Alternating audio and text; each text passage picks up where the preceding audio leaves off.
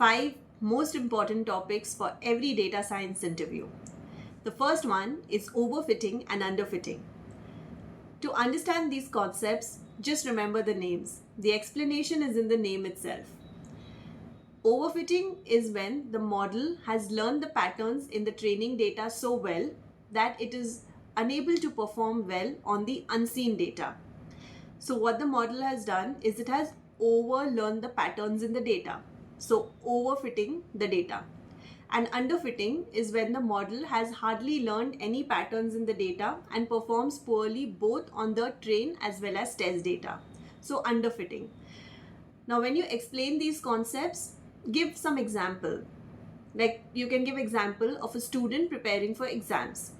So the student has learned the past exam questions and answers so well that they're able to perform very well on those questions, but when faced with real questions which are slightly different from those, they are not able to answer well those questions.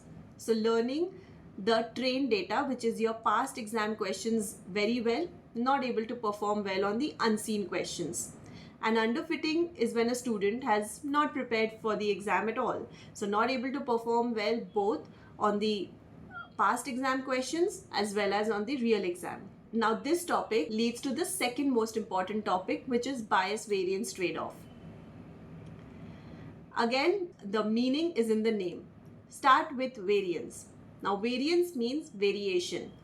So high variance is related to overfitting.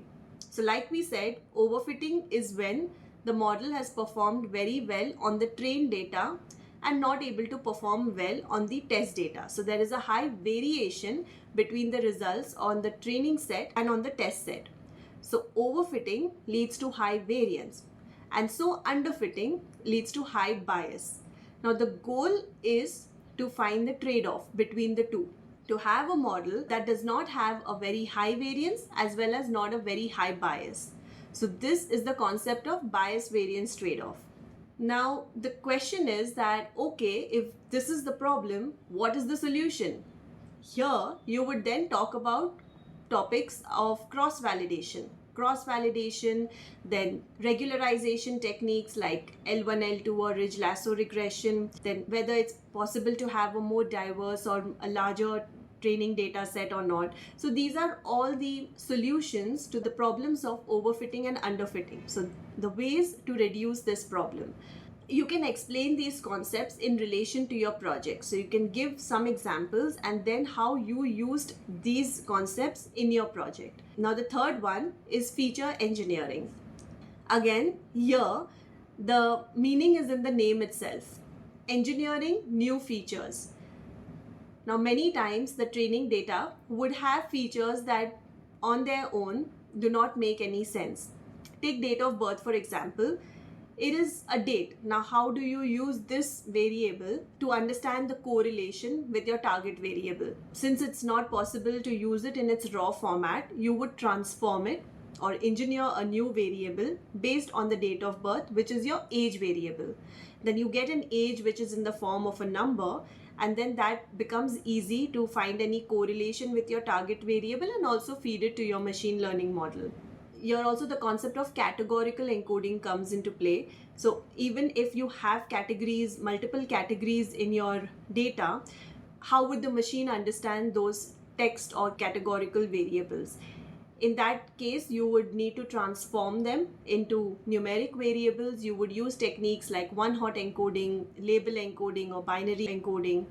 So explain these topics also in your feature engineering part. Things like domain knowledge would also help you to engineer new meaningful features which would exhibit a better correlation with the target variable.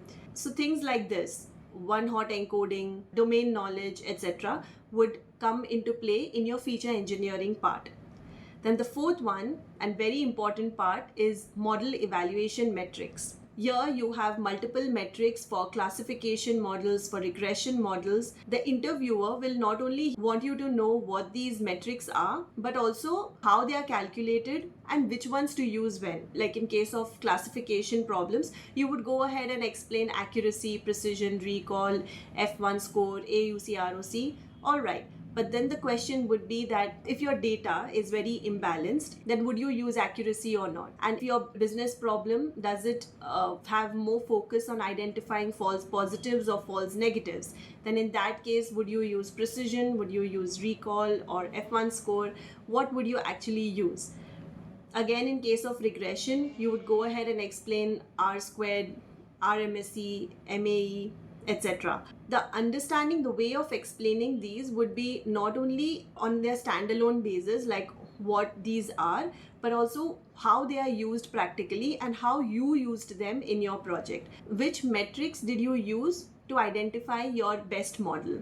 So this topic of model evaluation metrics is also very important. And the fifth one is hypothesis testing. So many questions can be asked around this. What you can do is, first of all, what kind of hypothesis testing did you use in your project? What were the different hypotheses that you actually tested? And what were the statistical methods that you used? Did you use t-test, chi-square test, z-test, or ANOVA? Why did you use them? And in what situation did you use them? Why did you prefer one over the other? And along with that, questions around p-values would be asked. On what basis did you choose your p-value, and how did you reject or fail to reject your null hypothesis? And questions around confidence intervals. So there are multiple questions that can be asked here, but your focus should be more on the practicality of those concepts. How did you use those concepts in your project? So these were the 5 most important topics. Of course, there are many other things like outlier detection techniques and all of that.